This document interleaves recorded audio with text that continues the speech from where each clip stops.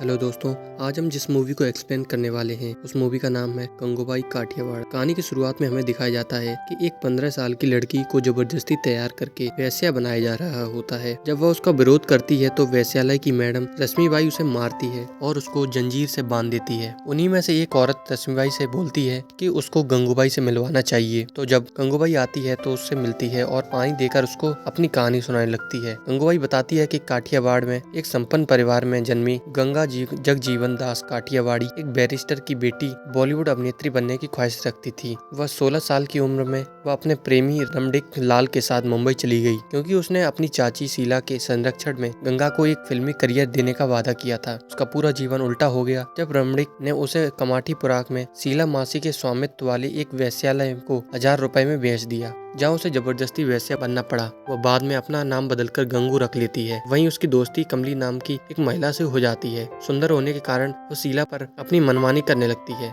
एक दिन शौकत अब्बास खान नाम का एक शख्स वेश्यालय जाता है और गंगू पर हमला करता है। उसके शरीर को घायल भी कर देता है, क्योंकि गंगू ने एक बार थिएटर के बाहर एक आदमी को पीटा था जो कि उसका ही आदमी था। वह न्याय के लिए माफिया नेता रहीम लाला से मिलती है, उसको अपनी परेशानी बताती है और न्याय की मांग करती है। तो लाला अपना आदमी लगा देता है वेश्यालय के बाहर। एक दिन शौकत फिर आता है और उसे मारने लगता है। तभी लाला वहाँ आते हैं और भरे बाजार में उसको मार देते हैं। तब से लाला उसे अपनी बहन मानने लगता है। उस दिन से शीला उससे डरने लगती है और उससे कुछ नहीं कहती। एक दिन शीला की मौत हो जाती है, जिससे अब वहाँ की सारी औरतें गंगू को अपनी मैडम बनने को कहती हैं, क्योंकि एक वही है जो उनकी रक्षा कर सकती है, उनके लिए आवाज उठा सकती है। तब से वो वहाँ की मैडम बन जाती है। मधु को अपनी कहानी सुनाने के बाद वो उससे पूछती है कि वह यहाँ रहना चाहेगी या समाज द्वारा मरना चाहेगी।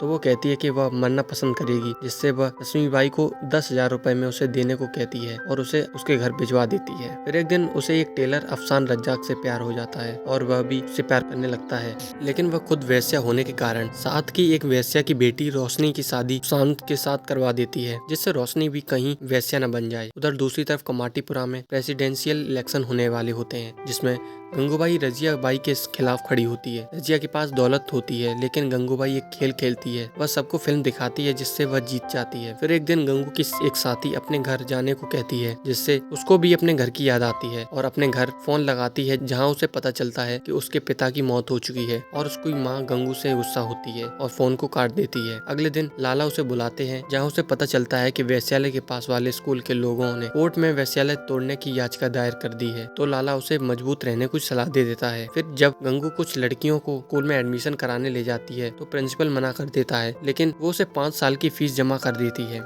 और ये सब एक जर्नलिस्ट जिसका नाम फिजी होता है वो देख रहा होता है। बाद में वो गंगूबाई के कोठे पर भी जाता है, जहाँ वो उसका इंटरव्यू लेता है, तो देखता है कि बच्चों को उनके पहले ही दिन स्कूल से बाहर निकाल दिया। जर्नलिस्ट गंगूबाई की उन बच्चों की फोटो को एक मैगजीन पर छाप देता है, जिससे वो फेमस हो जाती है। फिर एक रैली में को आमंत्रित किया जाता है, जहाँ वह दर्शकों से पूछती है कि वेश्यालय भेदभाव का लक्ष्य क्यों है। जब वे सेवाएं प्रदान करते समय भेदभाव नहीं करती हैं, वह यह भी कहती है कि वह वेश्यालयों के बच्चों को शिक्षा दिलाने और वेश्याओं को समाज में सम्मान दिलाने के लिए संघर्ष करेगी। उसके इस भाषण से वह और फेमस हो जाती है। उसके पास एक नेता उससे वोट के लिए आता है, तो वह उससे वेश्यालय को बचाने को कहती है, जिससे नेता कहता है कि या तो सुप्रीम कोर्ट या फिर प्रधानमंत्री ही बचा सकते हैं। तो वो उनसे मिलवाने की कहती है, जिससे वह मान जाता है। गंगूबाई प्रधानमंत्री जवाहरलाल नेहरू से मिलने के लिए नई दिल्ली की यात्रा की तैयारी करती है। गंगूबाई प्रधानमंत्री से वेश्यावृत्ति को लीगल करने के लिए कहती है, लेकिन वे मना कर देते हैं। चर्चा के बाद प्रधानमंत्री अंततः इस मामले पर एक समिति गठित करने के लिए सहमत हुई। वह वेश्यालय और कमाटीपुरा को खाली करने से रोकने के लिए भी सहमत थे, जबकि वेश्यावृत्ति को वैध नहीं किया गया था। गंगूबाई काठियावाड़ की बदौलत कमाटीपुरा अपने निरंतर अस्तित्व का जश्न मनाता है और कहानी यहीं खत्म हो जाती है। अगर आपको अच्छी लगी तो चैनल को जरूर सब्सक्राइब करें। धन्यवाद।